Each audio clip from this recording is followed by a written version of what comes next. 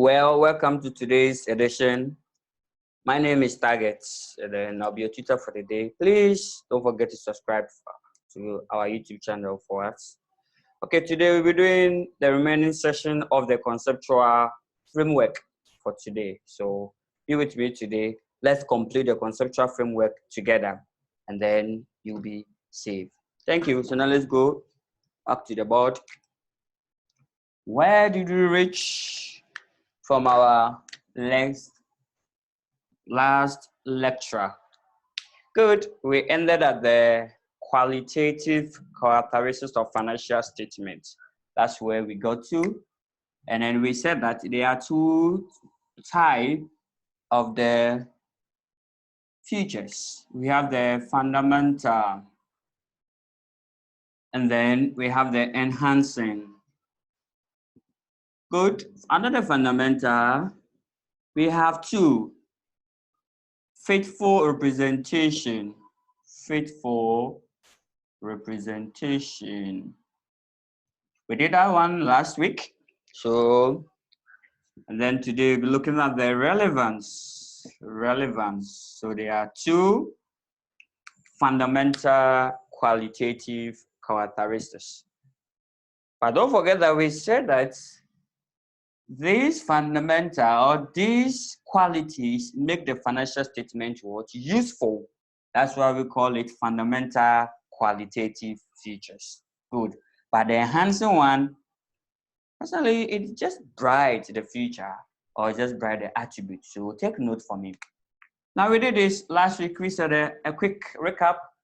We said that to report faithfully, or the faithful representation simple means the transactions or the financial statement prepared or presented to the users, it should represent the economic or the actual level or the actual stand of the organization, which is the economic reality. So therefore, transactions should be reported on their substance, but not the legal form. So take note. And we also said that to report faithfully, the transaction should be what? To report faithfully, the transaction should be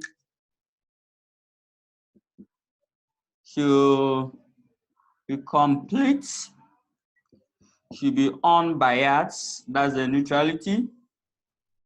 Unbiased. C, it should be free from all material errors. And then lastly, it should report on substance, but not the form. I hope you get that. Good. So these are the, I call it ingredients driving what? Faithfulness of an account. So take note, you cannot define faithful presentation without the substance of a form. And don't forget our examples of substance of a form, transactions which are materially different. If you have forgotten it, kindly go back and then watch the previous lecture. That's the conceptual framework part 1. This is the part 2. So take note. Good. Now let me go straight to today's own. I'll do relevance. Still under the fundamental qualitative features. Relevance. So be with me. Relevance. Yeah, we are saying that that's the second one under the fundamental. Relevance. The financial statement. Don't tell us the financial statement prepared should be relevant or should be important. No. The financial statement prepared should provide all the needs of the user. Whatever the user needs to make a decision, it should be in the financial statement. That makes it what? Relevant. So for relevance, we are saying the financial statement you are going to present, it should provide all the decision needs of the user. Or it should be able to influence the decision need of the user. It should be able to influence him. That's the relevance. I hope you get that. Good. So, and then the decision, it should be able to help provide information that will help the user to make decisions about the past, present, and what? Future. Wow. So you see, give him information that will help him to analyze the past, that will help him to analyze the current situation today, and then tomorrow, the future, so that he will think, I will stand on what happened yesterday and today, so that I will think whether I should invest in what? Tomorrow. I should invest in your business tomorrow, or I should continue providing you with a service that I am delivering. So that is it. How we get that? Good. So that is the information. So if you present your financial statement to your users and they are calling you, please, can you furnish us with this information? It means that what you send to them is what? It's not relevant. They want the relevant one. And they've called you on phone. So you shouldn't do that. So that is it. Good. Now let me move on. Now the relevancy of information or the information that you're going to provide to the users have two roles to perform. The roles are confirmatory role, and then predictive role. Predictive what? Role. So that is it. Confirmatory role and predictive role. So the information that you are going to send to the users, it should possess two what? Roles. But to help them to confirm the past.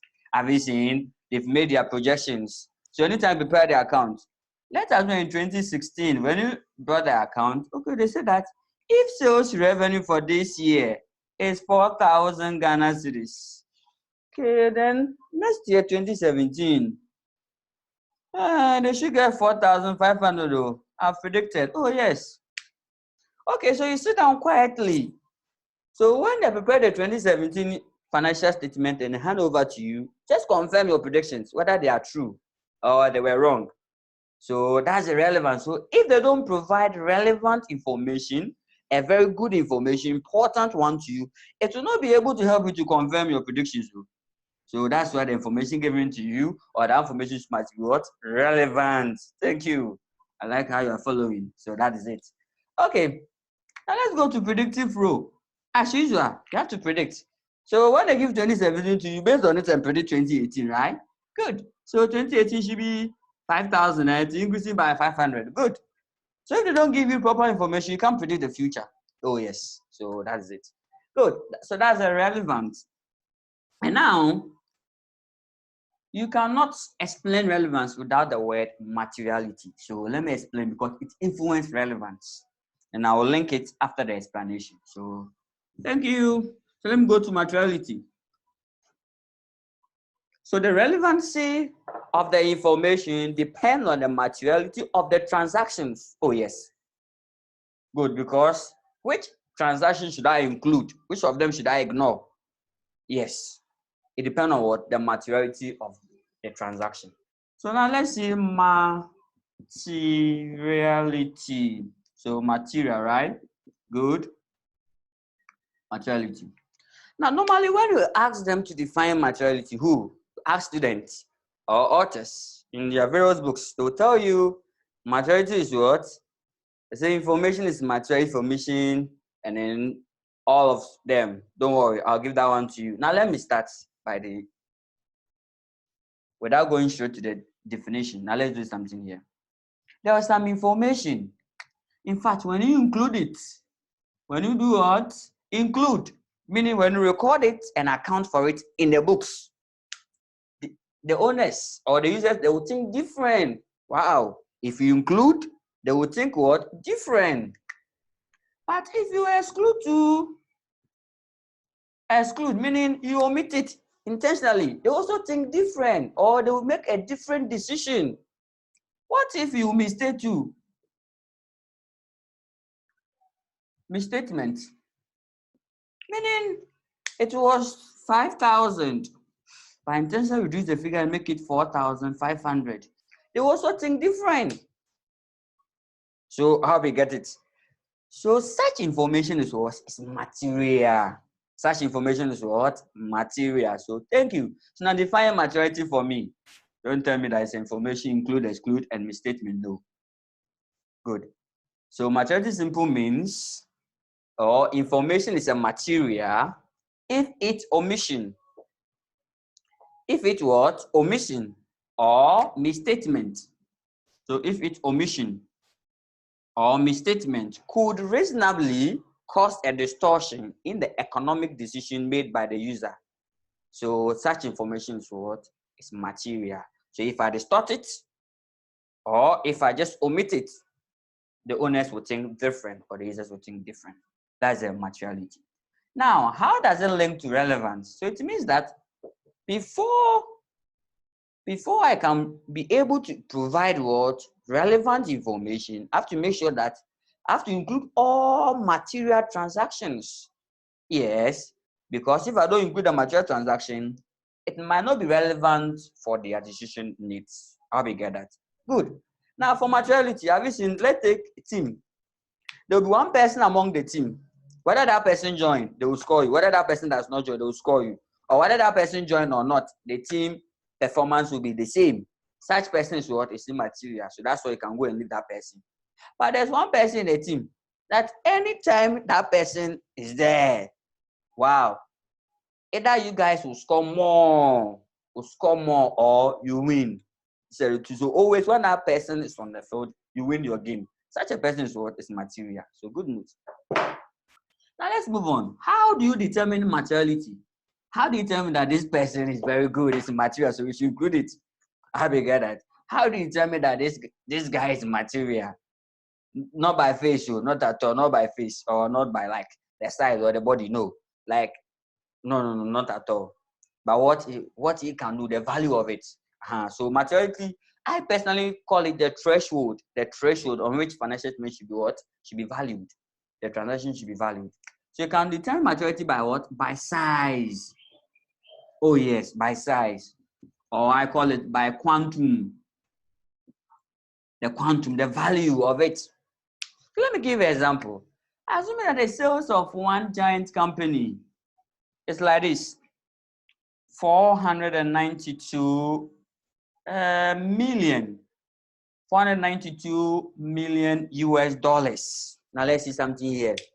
That's the annual sales. Annual what? Sales. 492 million US dollars. That's the sales. And then there was one accountant. He was smart. The whole year he managed to take away $1,000. Just a day. He used just a day. But he did it just once a year. How we get that? Good. Is it material? Now let me write them well for you to see. So if I should write the 492 million well, to be something like this: 492 123 123 $1,000 somewhere here, right? So it is what? Immaterial. If I should take it, it will not even affect it. So to still get 191,999 and then some figures. I hope you get that. So it's still what? It will not affect it. It is immaterial. I hope you get that. So $1,000 against 192 million is immaterial. I hope you get that. Or I should even make it cities, 1,000 cities. If I should make it 1,000 cities, it will become what? Immaterial. Good. So that's by size. So such a transaction, whether you include it or not, it will not affect the judgment of what the users. Good. Now where's the case? What if the accountant was the smart one? Was very smart. Oh yes, very smart, observant, experienced. In fact, he have the profession. He's a professional chief, professional accountant. So mingling the two together, yes, was a very smart one, and he have experience. And he has worked for the company for over 20 years. So nothing, no account that he doesn't know of the account, so of the entity. So now this professional accountant, he managed to take away $1,000 every day because he set a system, and that system move away 1,000 Ghana cedis every day, daily, to a different or fictitious account somewhere. So every day, $1,000. Now let's see whether it's material or not. So every day, we have how many days? 365 days by 1,000. That's $365,000. Come on. This one is material, because if this one continues, the time will come, it will even be more than what? The sales revenue for the whole year. So take note. So it means that we have a term that we normally say, individual, it might not be material, but by quantum or aggregate in total, it might be what? Material. So this one individually, it is immaterial. By summing it all up, it is what? Material, because 365,000 US dollars, it is not a small money. Oh yes, it can be a monthly sales. Oh yes, it can also be like 3 months sales. So that is it. Good. So now with this, even auditors, yes, auditors, when they finish their auditing work, they'll put all the small errors that they were not material. They put all of them together and sum it up and see whether putting all this error, it will affect the true view of the entity or it will affect the financial statement. If yes, you will have to call on the entity to what? To rectify all the errors and then correct them. So that is it. Now let me go to the second way by determining what? The materiality. By what? Nature. Nature. How the transaction what? Okay. Nature. How what? The transaction occurs. Sometimes it doesn't matter the amount involved. It doesn't matter. Nature, like budgets. Yeah, we don't use the value. Even if the value is immaterial, we put the value aside and consider the transaction itself, the environment, the surrounding of the transaction. That makes it automatic. I call it automatic material. Oh, yes. For instance, let me give you an example. Have you seen Airtel to go, the merge, right? Let's assume that they spent just 5 Ghana cedis. Oh, yes. It cost them 5 Ghana cedis to merge. 5 Ghana cedis to merge. Now, this 5 Ghana cedis is immaterial to Airtel to go. It's immaterial, but it is a material by nature. Whether it is spend 5 CD or 1 CD, you have to record it. So some transaction, whether it's 1 CD or 50 pesos, you have to be in the books once because it's material by what? Nature. It doesn't matter the amount. I hope you get that. Good news. So that is materiality. I'm done with relevance. So let's move on to the next feature. Now, yeah, I'll be quick. Now let's go to the second set of the features. That's the enhancing. Enhancing qualitative features. Enhancing. There are 4 in number. So let me write them down for you. 1, you have the comparability. Comparability. 2, understandability.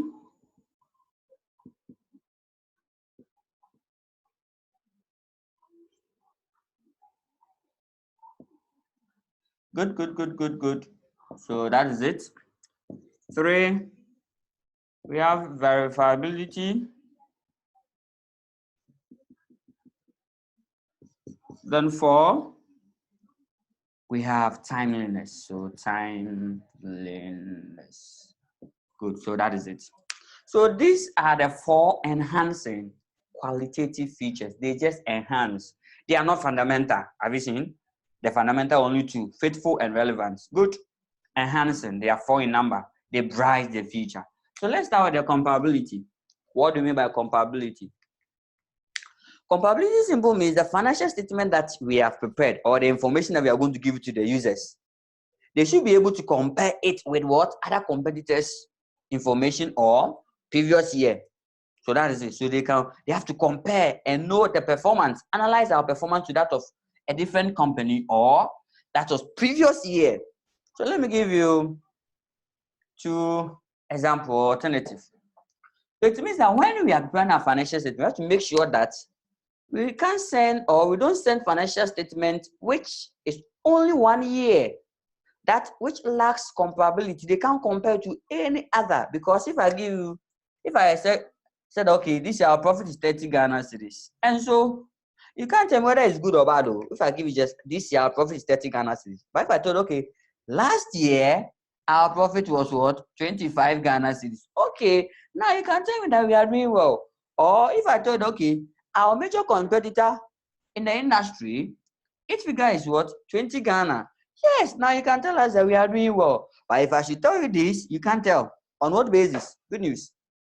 Now, it means that when we are planning our account, let's assume 2017, option 1 and option 2. Option 1, we are going to prepare company A for 2017 and still company B 2016, so that at least they can compare. We can produce 1 year. Good. They have to prepare company A 2017 and company B 2017. So these are the options. Now, assume that you are the accountant or you are the owner of a company. Which one are you going to choose? When you prepare your financial statement, the first option states that Prepare your financial statement for this year and prepare for that of last year. Copy last year's own and come and add it so that at least they can measure the performance. Okay, from last year to this year, we have done well. So that's why you see 2 years financial statement being prepared for comparability. Oh yes, because if it is only one, you can't compare. So that is it. So that's option 1. Option 2, you prepare your this year financial statement and go and tag or go and copy your major competitor's financial statement. Go and copy it and come and paste it in your own and then publish it so that when your users see your information, they can compare to that of your competitor and see whether you are doing well or not. Now tell me, which one are you going to choose? Oh yes, tell me. Yes, you are right. You choose this one, of course. Because if you go and do this, 2 things will happen. 1, if you are not doing well, if in the industry you are the one that not doing well at all in terms of profit, you go and then sell yourself or disgrace yourself and your shareholders or the users will boycott you and go and then invest in that company. Good. Another issue, if company B is not doing well and you copy information in your financial statement, they might see you for copyright, breach issue without their information and then a whole lot of issue. So, and then they may call it that, are you trying to disgrace us in your financial statement because this year you're doing well? Don't worry. We find what to do to you. So that is it. So good. So most companies do this, publish this one, and then they'll do this internally. Oh yes, they wait. When you go and publish your financial statement, go and copy it internally and do the benchmark internally so that they don't have any issue. They don't publish that one. So take note. So because of comparability. Good. Now let's move on. Now, have you seen this? We call it trend analysis. This one is what? Intercompany comparison. You're going to meet this one again under ratios. So when you go to ratio, don't forget that you're going to do 2 comparison. Trend analysis, and then intercompany what? Comparison. Good. So take note. Now, comparability. To enable comparability, 2 things should be there. To enable what? Comparability, 2 things should be there. 1, there must be what? There must be consistency or uniformity. There must be what? Consistency or uniformity. So there must be consistency. Consistency and then what? Uniformity. You can't see, You can't see. Don't worry. To enable comparability, there must be what? Consistency and what? Or uniformity. So uniformity. Good. There must be uniformity. There must be uniform, consistent with the accounting policies that you selected. So let me put that one rather down. So you must be consistent with what? The accounting policies that you've selected. Be consistent with the accounting policy. That's the first thing. The accounting policy you've adopted, it should be what? You have to keep it the same. Oh yes, because if 2017 and 2016, here different accounting policy was selected, you change it in this year, it won't provide a sound base for comparison. Oh yes, yes. It seems like now do this. So 2017, the method that you used to prepare the account is different from this method. So it means that if you should have used the same method, now you can compare and then bring a certain or a relevant conclusion here.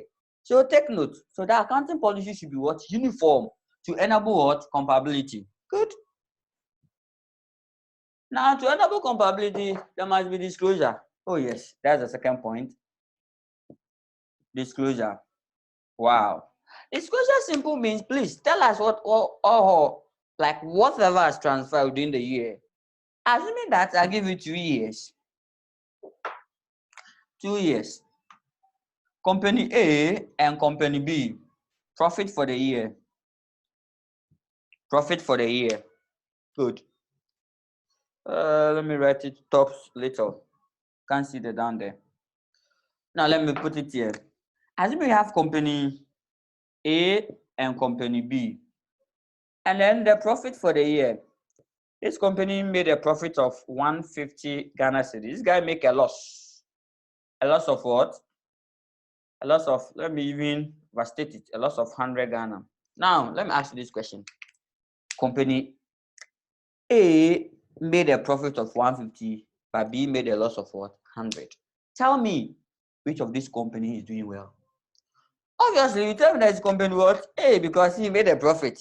In fact, made a profit. Even if I should make here a profit of what? 100.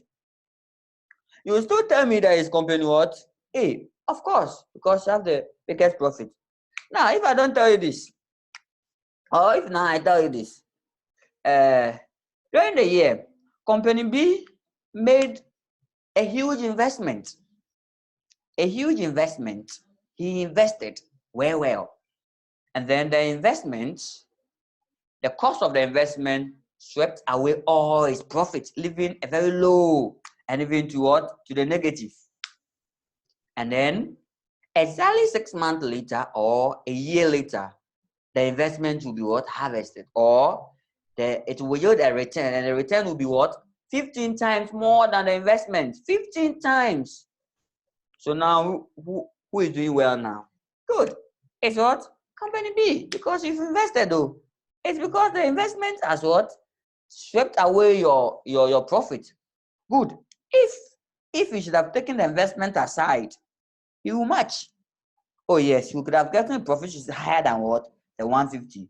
So if I don't tell you, or if I don't disclose that note or that information to you, you may base on this and think what? Wrongly. Oh yes. Oh yes.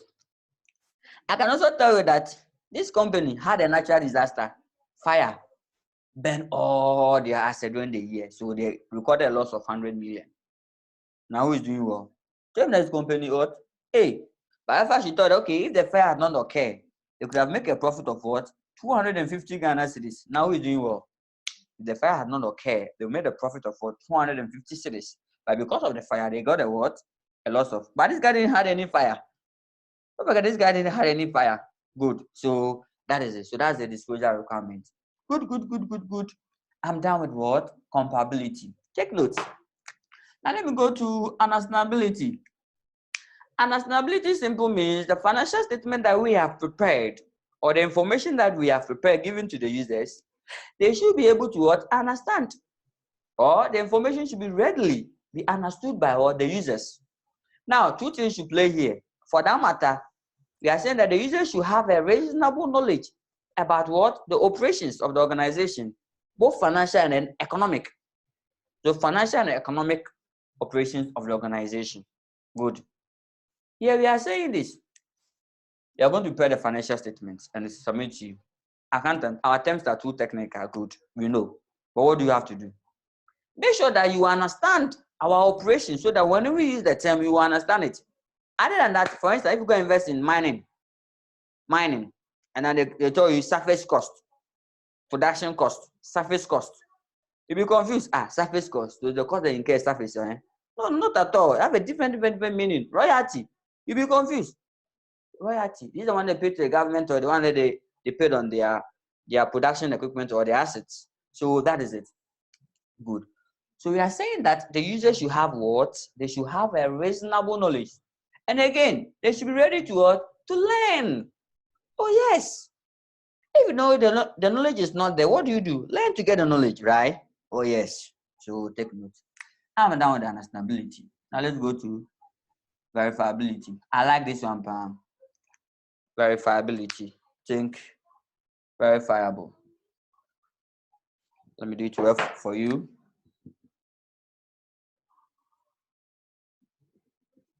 Verifiability. Good. Now, I like this one. I'll tell you why I like it. Verifiability. It means that the financial statement that we have prepared, it must be verified by a third party, usually the auditors, without facing any challenge. I hope you get it. So the financial statement that we have prepared should be verified. So if you're an accountant or you were a student and you prepare financial statement that nobody can verify unless they call you, come and sit beside them. What do you mean by this? We're not getting, okay, me, I added it to the workings was shown somewhere in other books. No. That's not what we want. So she must be verified by a third party. Now let me tell you why I like this point. The reason is this. To me, in exams, it means that your answers that you're going to produce or Your answer booklet must also be verified by a third party, usually what? The examiners or the markers. So if you write and then they cannot see, if you write and they cannot verify it, you say, oh, what? However, so take note. Good. So that is it. So your exam answers that you're going to provide, it must also be verified by a third party. So if you write something that they can't verify it, yes, you'll be in trouble. Timeliness. The financial statement that we are, or the information that we're going to provide, it must be on time. It must be what? On time. Not too early, not too late. Oh yes, must be on time. So that's the enhancing qualitative features. Thank you. I'm done with that. Now let me move on to the next content. That's content number 4. Element of the financial statement. Content 4. Element of the financial statement. So element of the financial statement. Now, if you see me doing this, you can't do it. It's not allowed. No shortcut in exam, so take note from me. Good. Okay, element. If you pick a set of financial statement, what can you see on the face? That's the element of the financial statement. So the element, there will be, okay, mention that. Let me see if you can tell me 1 or 2. Okay, you are right. Yes, I'll take that. You can see what? Asset, liabilities. Okay, you can see real item, real. You can see what? Real item. Items. In fact, the financial statement should be real. So you have to see real items. Here, this one is square. You can see what? Revenue. Sales revenue or income. That's revenue. The first year, you can see what? Equity. Now let's make it expenses. You can see expenses. And then the second year, you can see what? Equity. So because it's square. Good. Then you can see assets. Then finally, liability or liabilities. Let's make it liabilities. Good. So these are the elements of financial statement. So take note, the element of financial statement, they are this. You should have probably some bit knowledge about them. Oh yes, you should know them. Probably basic definition of them, you should know them. So we run through. I have a third one called gains. The final one, gains or losses. So don't forget that you can also have gains or losses. That's the exchange gain, loss, exchange gain or exchange losses. So that is it.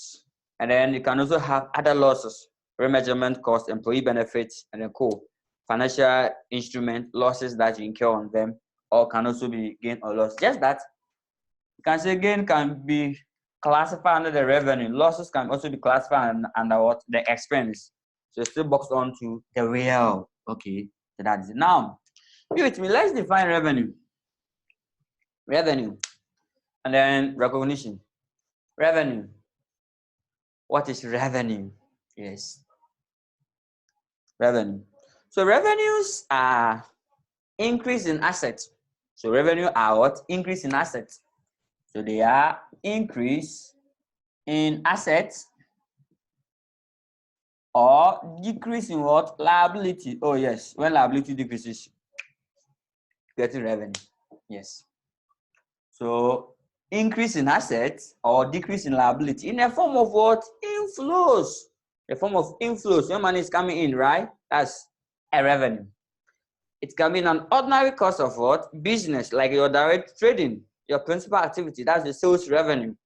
Then we have the other income. The other income is coming from the other source. Yes. Any investment opportunity that you took advantage of, and then there's a return. That should be what? Other income. Good. Now let me go to expenses. That's the direct opposite of what? Revenue. So expenses are that one to be decrease in assets. Oh yes. And increase in what? Liability. Oh yes. When liability increases, it's an expense. So provision. For instance, when the provision increases, the movement is an expense. So that's it. So increase in liability or decrease in what? Asset. in the form of what? Outflow. Outflow. You be paying, money will be going out. Expense, you pay. Rent, you pay. So as soon as you pay your rent, money will move out to asset has decreased because you use money to pay, and money is an asset, cash an asset. So take note. Now let me go to equity. Now before I go to equity, let me define capital for you. Capital, though they are not the same as equity. Yes, capital is not the same as equity. But at the basic level of accounting, yes, capital and equity are the same. But now we are in financial reporting. Oh yes. So equity and capital have some slight difference. I'll probably walk you through. Now when you mention capital, yes, define it for me. Let me see. Oh yes.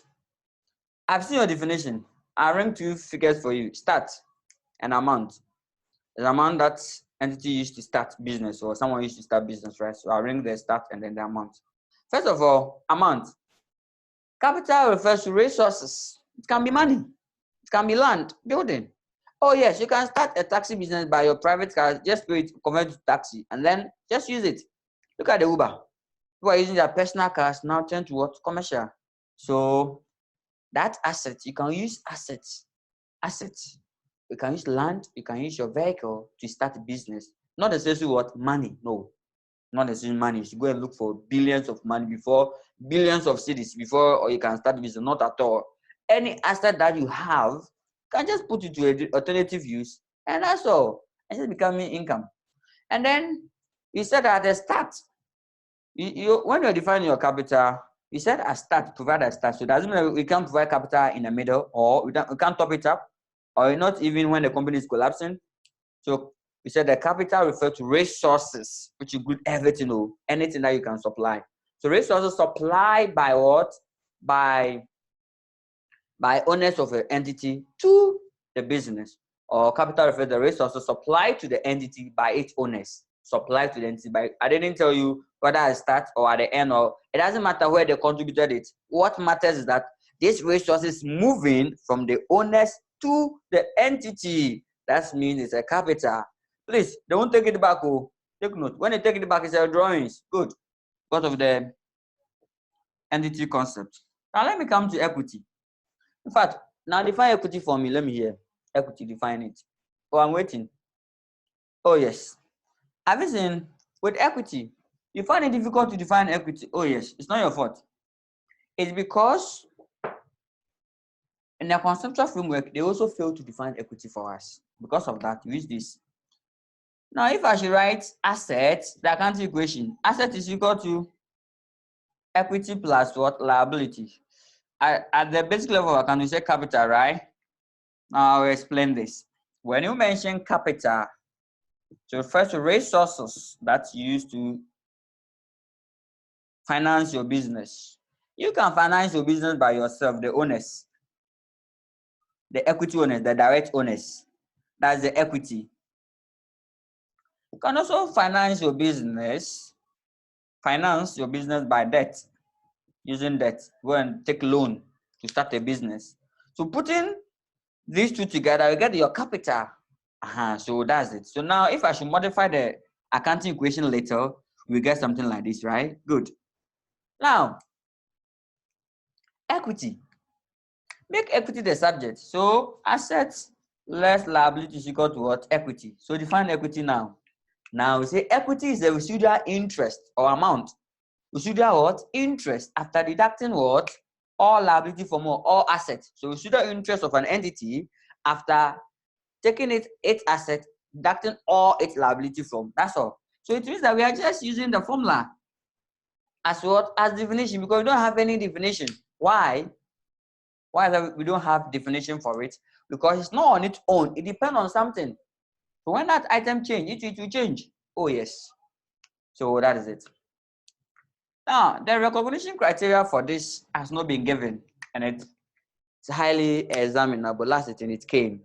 So take note for me. Not the CIB, the CA. Yes. Okay. Now they ask, define equity, and then explain why the conceptual framework probably failed to give us the recognition criteria. So first of all, it was 4-marker question. So check last written question for me. Question 5A. Question 5A, define equity and explain why there's no requirement or there's no recognition criteria in the conceptual framework. Yes, in this conceptual framework that we are learning, there's no recognition criteria for equity. I'll tell you why. The reason is simple, because it's not on its own.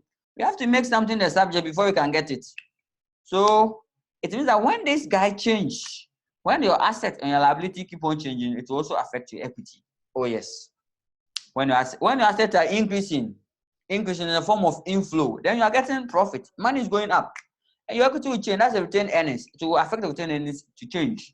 So that is it. So that's equity. Thank you. And let me go to assets. Oh yes. So assets. What are assets? Assets. Assets. Oh yes. They are bona fide properties of an entity. Yes. That's the basic meaning of assets. Now, if you want to define assets, so the assets are what? Economic resources owned and controlled by an entity. Ownership, legal, form, good, and control, economic, reality, content. Have you seen the two there? That two guys, substance over form. Don't joke with substance over form. Thank you. Now, assets are economic resources owned and controlled by an entity. Yes, from which future economic benefit is expected to what? To flow to the entity, or to result an inflow of what? Future economic benefit. So you say assets are economic, the economic what? Resource, not any other resource. So economic means valuable. That's what we mean here. Valuable, it's a value. Without it, you cannot probably survive. Oh yes. No entity can survive without assets. What are you going to trade? What are you going to even trade in? You trade with your asset. Yes, your inventory, the assets. You don't have any asset, no cash, no building. Only human beings are working. Wow, it'll be an issue. Owned and controlled. So ownership, owned, legal, and control. But the issue is that we like the control aspect. Oh yes, we like the control aspect. So that is it. So take note from me.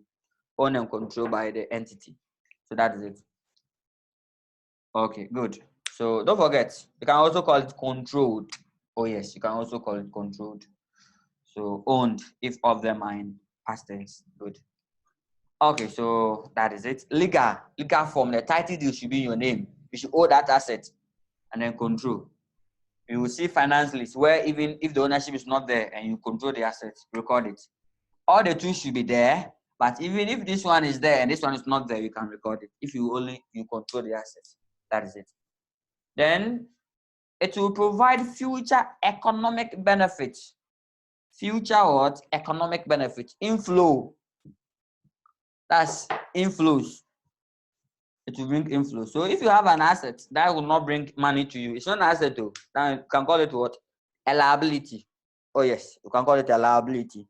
So some of the ladies, if the guys are not giving money, they have their terms. This one is liability, right? Because she's not giving money. Asset should give us money, right? Thank you. So that's it. Please, I'm not saying ladies are assets or guys are assets. So take note. Yes, it's an example, a real life example. Oh yes. Okay, so I'm done with the assets. The definition. Yes. Before you can record an asset, two things should be in place. That's the recognition criteria. We will see it again in a subsequent lecture, but I'll do it here. Now, asset. Before you can tell yourself that you have an asset, two things should be there.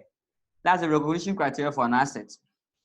Recognition what? Criteria for an asset. Two things should be there before you can tell yourself that you have an asset. Or even before you can record the asset in the book. Physically, there can be an asset sitting on your premises, or you have assets in your books or in your PPE schedule. But if these two conditions are not there, you are not allowed to record it, or it will not be appeared in your financial statement. That's it. What are the conditions? That's the recognition criteria. So recognition criteria of an asset. 1, it must be probable that future economic benefit will flow to the entity. Oh yes. So it means that if you have an asset, this is an asset, there must be possibility, not even possibility, there must be certain. You must be certain, highly sure that the benefit will accrue to you. If the benefit will accrue to different person, then you cannot record it. That person have the right to record it in accounting. Oh yes. So you can have an asset that somebody is using it for you. Oh yes. If you have an asset, somebody is using it for you, and the person is controlling it, and the person enjoy the benefit, please, you can record it. You cannot record. That's a substance over form. So that's it. And then two, the cost involved can be measured with reliably. The cost involved can be measured with reliably. So, sister, thank you, brother, thank you. Asset should not be in a book. Why am I saying this? If somebody dash you an asset that you can determine the value reasonably, or you constructed an asset yourself, like how you build your house. Oh, some of you, when you're building your house, you don't take receipt, yes, because you don't want to see the amount there, because it will discourage you. If you see the bill that you are paying, please take the receipt. Don't even give it to me, because if I see the bill, it will discourage me. So when you finish and you ask you, how much do you incur to build the house? You tell us, okay, I paid 2,000 cedis 5 times, because they brought 5 times. Okay, the blocks, I ordered 7,000. It wasn't enough. I ordered another one again. You are adding. You can't even get the realistic figure. Please don't put it in the books that you have an asset. Oh yes, that is it. Now, basically, there are 2 types of assets that you're going to see on the financial statement. So take note of that. The very first type is what? A non-current asset. Non-current what? Assets. Formally, or other name is called fixed asset, but I don't like it. Oh yes, I have banned it in my class. I'll tell you why I have banned it. Fixed asset. Fixed asset. Now, if you ask what is fixed asset, formally they will tell you that asset that do not move. Wow, asset that do not move. But if you ask them to give you example, they'll say motor vehicle. Motor vehicle, that one is not fixed asset, but that one it can move. So that's why I don't like it. Now let's define it. So non-current assets. They are assets, they are not current. They are non-current. Current means you can't turn it around. You can't liquefy it. That's when you can't fire it to. You can't what? Liquefy. Like you can't turn into cash. That is it. Though you can, but it will be difficult. That's not the idea. So let's define. Non-current assets are assets that you acquired. Not for resale, with an intention not for resale, but for use in production of goods and services, or for rental. That's a non-current asset. So non-current assets are assets that you acquired.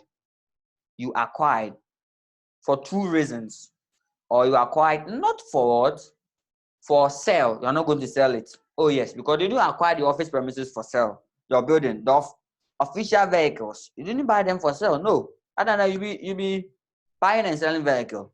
Yes. So they acquire not for sale, but for use in production. Yes. That office plant, that plant is there for the production or for rental purposes. Good. So that is it. Now, formally, they use the fixed asset, the word fixed, because you can't turn it, you can't sell it, you can't convert it into cash. So it's fixed. The value will be fixed, and you cannot convert it. Not that the asset is fixed, that it's immovable. No. Vehicle, plane, and then ship. These 3 guys are the most fastest objects or fastest asset that we have. But they are fixed assets, but they move. So take note, it's because it will take a longer time for you to convert your motor vehicle into cash, or your plane, or the aircraft that you have, or the ship that the organization have. So that is it. Good. So example that you are going to see in your books, or the preparation of financial statement, especially in a trial balance. On a trial balance, you see what? Land and building. Then you see furniture and what? Fittings or fixtures. So they move together, F and F. Okay, that's it. Plant and equipment.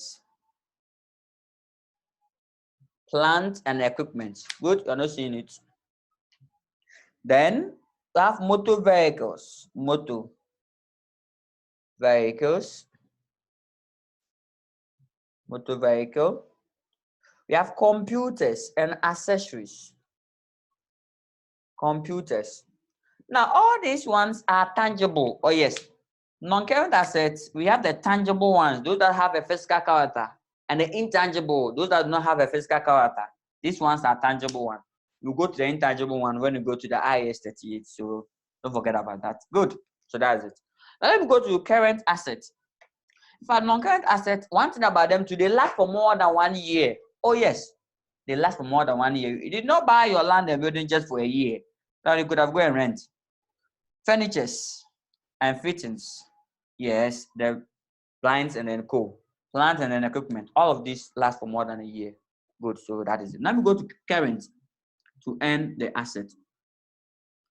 Now current assets. Current assets. Now these are assets that you acquired with an intention for resale, or these are assets which can be converted into cash. Within one financial year, within one accounting period, we should be able to convert into what? Into cash. That's what? Current assets. So that is it. And made up of what? Your inventory. Oh yes, you can sell receivable or trade receivable. Let me make it receivable. Cash and cash equivalent. That's cash in hand and cash at bank. Cash and cash equivalent. Short-term deposits. Prepaid expenses. Oh yes, and then any owings. That's a revenue owing. So I'm done with the assets. Now let's move on to liability, and then you'll be fine. So liabilities. What are liabilities? Oh yes. Obligations, eh? Now the entity have to pay to the other party. Oh yes. So that's obligation. Now let's define it. So definition, liability. Liabilities are what? They are present obligation. Oh yes. If you are planning to owe somebody, it's not a liability, please. That one's not liability. It's a present one. Today. Oh yes, today. The guys are on your neck. It has been crystallized. You are owing them. That's a liability. So liabilities are what? Present obligations. Present obligation arising from past events. You did the thing yesterday, and then you owe it today. Oh yes. The virus started when? December last year, and creating harm, yes. Presently, so there's a present obligation. Oh yes, there's a present obligation arising from where? Past event, from which future economic benefits are expected to what? Flow out of the entity. Yes, we will pay, we will settle. So to move out, asset is move in. So that's it. That's the outflow. So now that is it. Now the keywords are, they are present obligation. Present obligation. Then arising from past events from which future economic benefits will move. So that's the outflow. It will result outflow of what? That's the cash outflow. Outflow of economic benefits. So that is it. Good. Now I'm done with liabilities. And before you can also record liability or recognize liability in your books, two things should be there. That's the recognition criteria for liability. Two things should be there before you can record what? A liability. So that's what you call recognition criteria of liability. So before you can record a liability, two things should be what? Should be there. Two things should be there before you can record what? Liability. What are they? What is your condition? Call it recognition criteria for liability. One, it must be probable that this liability will result to what? Outflow of future economic benefit. Outflow.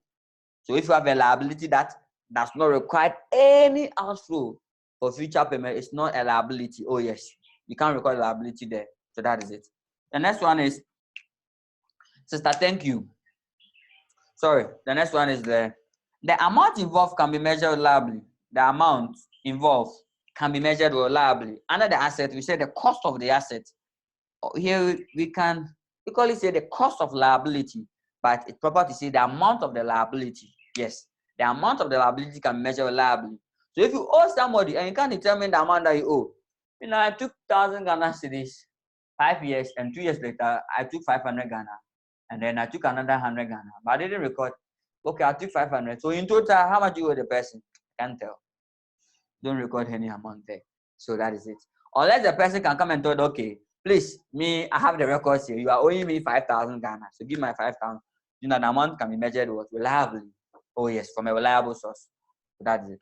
Now I'll give you a work so that you go and write up. Next time we meet, I'll pick it up from you. I'm not ending now. The work is like this. Are employees or human beings an asset or liability for your organization? So explain whether human beings are their assets or their liability. Oh yes, I will take it up, or you can forward your answers to the comments schedule or my email. Yes, you can forward it to the email or Facebook page, anywhere you have contact with us. We will pick it up and then we will answer and respond to you. Please don't forget to submit your answer. Are human beings or the employees in the organization, are they assets or their liability? Explain. Please explain. No spiritualism here. No spiritualism. Explain accounting terms. Oh yes, we beg accounting terms. Yes, so that is it. Good. And don't forget to get the notes, because I have nice questions in the notes for you. So when you get the notes, and then the drop as well, I will start solving questions with you. Okay, so I'm done with the element of financial statements. Let's move on to the next topic under the conceptual framework. We are doing all this. We are just preparing the way, like John the Baptist, so that when we start the preparation of the account, you won't face any challenge. So we are preparing the way, the concept, the principles, what you should know. Asset, what's its meaning, the recognition criteria before you can record an asset. So that when we are preparing the financial statement and then they put a transaction there, and that transaction look like an asset or liability, you can boldly record an asset because you know the principle. How we get that? Good. So the conceptual framework talks about principles, then assumptions or the basis. So that is it. Good. Okay. Now, we move on to another important section. We have what we call recognition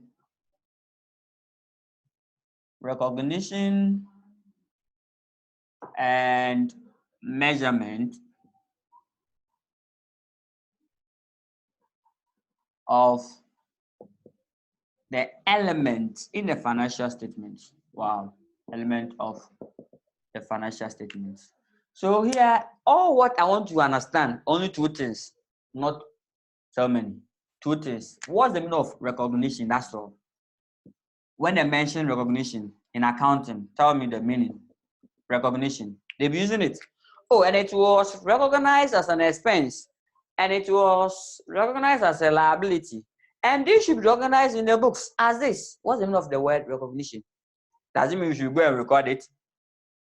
Oh, yes. So recognition simple means it must be what? Recorded, or recognition simple means the transaction is the act of recording or act of what? Reflecting. The transaction should be recorded, should be, you see, okay, they will use the word, it should be HANA, it should be among, identification. That one is the English word. When it comes to the account, recognition simple means, are you going to treat the transaction or the transaction appear on the face? Okay, if yes, then what element? If yes, then what element? Okay, then it should be the real. The real. If yes, okay, is it a revenue or asset or liability? Okay, depending on the condition. What condition does it exhibit? Okay, they have the conditions. These conditions look like that is an asset. Okay, they record an asset. That's a recognition. So it should be recognized as an asset based on two conditions. So that's the meaning of recognition. Thank you. Then I'll go to measurement. I'm going to measurement. So now you know recognition. So when you use it in accounting, don't be confused. And please try to use them, okay? Oh yes, try to use them. Try and use them in your write-up. Oh yes. And you're writing financial reporting question and you want to say that, oh, this should be treated, this should be recorded, at least you recognize for us, okay? Oh yes. So that is it. Now let's move on to measurement. What's the meaning of measurement? Measurement. In fact, I will use just a single word, value. How to determine the value. Now that you know that the transaction is recorded as an asset based on the condition that exhibits. Now, what value are you going to place on the asset? Oh, yes. what value are you going to place on the asset? Tell us the value that you're going to place on the asset. So that's the measurement. So if I should give a real life examples, when the big guys, when they go to the functions, the MPs and then the dignitaries, the ministers and co, and then other big people, when they went to them, you know what their family members ask them, or especially their spouse, to ask you, okay, did they recognize you at all at the program? Oh yes. Okay, well, what was your position? What was the value? Oh, I was the guest speaker. Okay, then that's fine. So recognition simply means were they able to identify your presence or give you honor? Were you honored? Were you reflected? Were you recorded among the dignitaries? Oh yes. Then the evaluation measurement. What value they put place on you? Oh, the guest speaker, chairperson, co-MC, or common floor member. Oh yes. Or not at all. Not at all. So that's the measurement.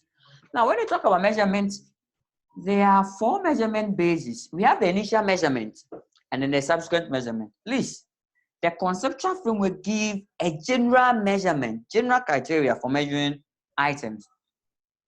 Initial measurement is at cost, but the one that we are going to do is a subsequent measurement. That's the measurement after the initial measurement. Conceptual framework have provided us with what? Measurement basis. The basis that we should follow and measure what? The items or the transaction in the books. That's the element, the basis for measuring the elements in the books. So now let's look at the measurement basis. There are 4 in number that you have to take note. So the measurement basis, one, can use the historical cost concept. Historical cost. Now, if we state all of them, when you mention like this, tell us how assets should be recognized or how assets should be valued and how liability should also be what? Valued or stated. How assets should be stated, how liability is stated. So there are 4 in number. So if you pick any of them, tell us. So historical cost. Briefly, historical cost means you have to use what? The historical figures. Historical figures or the history figures or the past figures or the original. So that means original. So if you're telling history, please tell us the original. Tell us the original. Yes, the source. So you have to use the original cost of the asset. So assuming that I bought assets, I bought it for the original cost of the asset is 60,000 2 years ago. But now the value of the asset on the market using a market index is 70,000. If I'm using the historical cost concept, even though I am in 2 years, subsequently, I am in 2 years, I will still record what? The original amount. So the asset should be stated at the original cost or the amount that they acquire them. So assets should be stated what? At the original cost or the amount that they acquire them. So that is it, not the current value. What about liability?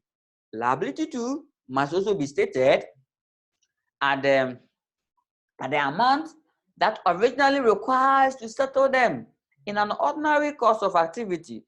The amount that you need to settle this liability in an ordinary course of activity. That is it. The amount that you need to settle this liability in an ordinary course of activity, or the amount that you need to pay the original amount, not the value today. For instance, if you taking a loan of 60,000, now the value is 70,000. Historically, state it at what? Then we are going to state it at the 60,000, not the 70. Good, even though you need 70,000 to pay this liability right now. That's it. Please, as when we are doing it, please be analyzing the good side and then the bad side. How can you have something that the value is 70,000 today and you're still recording the old value? So does it reflect accurately your current position? No. So that's the weak point or the limitation.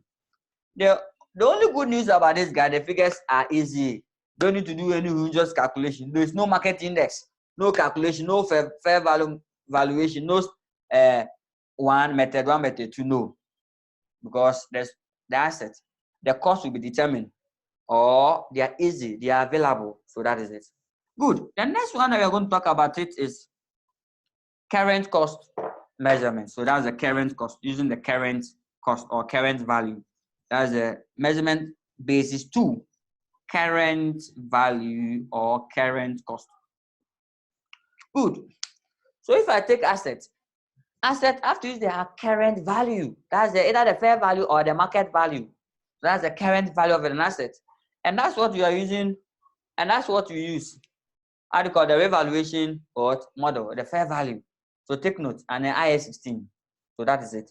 So with the current cost value or the current cost consumption or the current value approach, it says that the transactions or the items or the assets or the elements should be recorded at their what? Their current value. Their current value, today's value, not previous, not 20 years ago, how much you acquired it. No, that's not what you're looking for. So take note. So it means that assets should be recorded at their what? At their current value. Current value. Now the current value of an asset is the market price, going rate, or the fair value, or the revalued amount. That's the current value. Good. Then liabilities too. Liabilities should be stated at the amount currently required to settle them. If I owe you 60,000 and now I need 70 Ghana to pay, I have to state that I owe you 70, even though I took 60 Ghana cedis. Oh yes, that's it. So liability should be stated at what? At an amount that we need currently to settle the liability. But I like that. I like that. I like that. So that is it. That's the second word one. That's the second measurement basis. Can we move on? Yes. Don't forget, any question, kindly put it in the comments section. You pick it up and then we'll.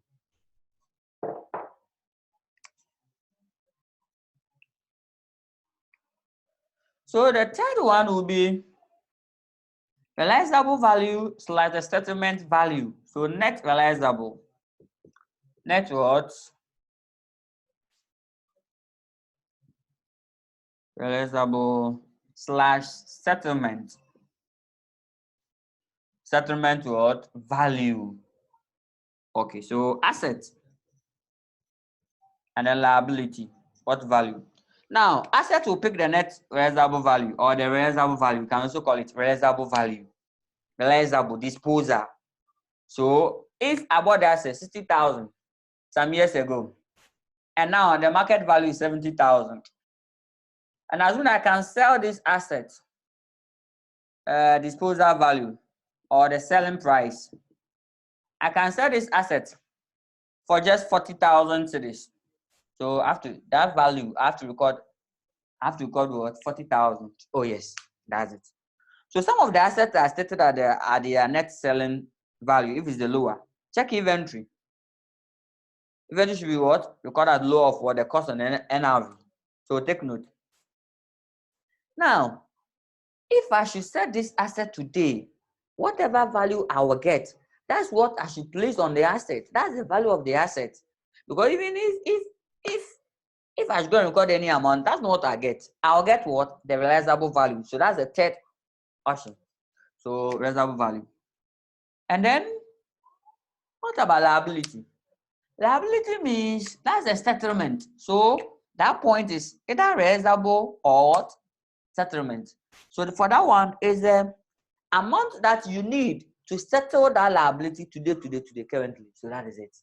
Without any discount, without discounting it. Here, there's no discount, no discounting.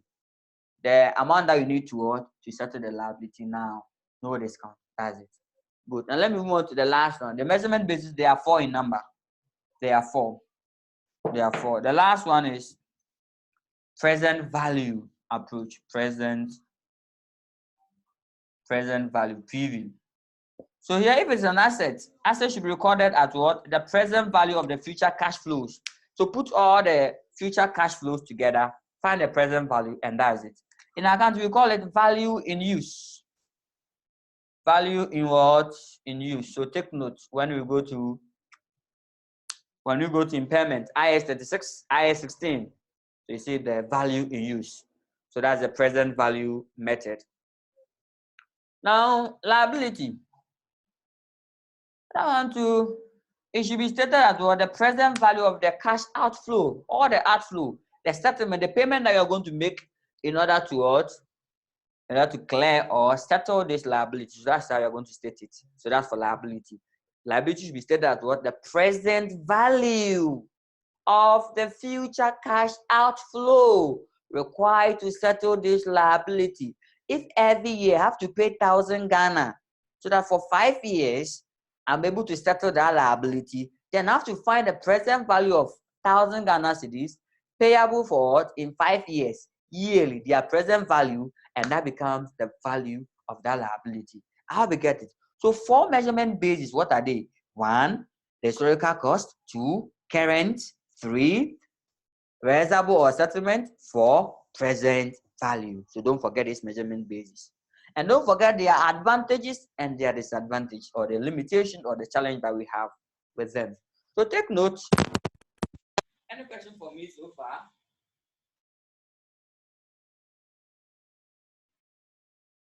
Any question for me so far? Okay, so that is it. If no question, then let's probably move on. Let's probably move on. Good. If there's any question, kindly put it in the suggestion box or the comment box or the chat box. Okay, I'm done with the elements of financial and then the measurements of financial statements. Now I'm going to the last bit. The last bit of this. Last bit. Normally, the CIB might not require it, so take note. Now, the last bit is what we mean by the concept of capital and capital maintenance. So the concept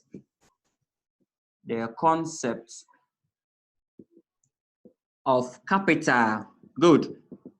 So how you define your capital? Have you seen? Oh, sorry, can't see. Sorry. Good. So now we mean that the concept of capital. So concept of capital, meaning definition of capital, how you define your capital, and capital maintenance. Good. Maintenance. So in short, how concept, the definition of your capital will determine how you're going to maintain it. Oh yes. How you define your capital? Then tell us your capital. We will tell you how to define it. Sorry, we will tell you how to maintain it. So if you don't tell us your definition, we cannot tell you how to maintain. So that's that concept. It's the last aspect of the conceptual framework. And usually it's for the chartered accountants. So for the bankers who are using it, you can probably learn it for knowledge sake. So that's it. Now with this, as I said, it just explain how organizations define their capital and then ways of what? Maintaining the capital. So that is it. Now, there are two concepts. There are two what? Concepts. Or there are two types of capital maintenance. Or there are two types of capital. There are two types of what? Capital. Oh yes. We have the financial. Wow, financial. I will call it money. Oh yes, money. Lajan. Cash. So financial or money capital maintenance or concept. So how do we get it? So financial capital concept or financial capital maintenance. And then we have the operating. So financial or money capital concept. It means that some organizations define their capital as what? As money. Please, you should know your definition of your capital because it's linked to your profit. Oh yes.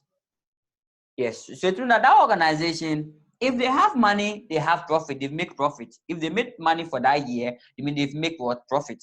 And if they make profit, then you should find ways of what? Ways of maintaining your capital. With this one, you can use the historical cost. Oh yes, you can use the historical cost. Yes, the money concept. Now let's define it. Money, it uses net asset. It uses what? Net asset basis. So take note for me, and then you'll be what? You'll be fine.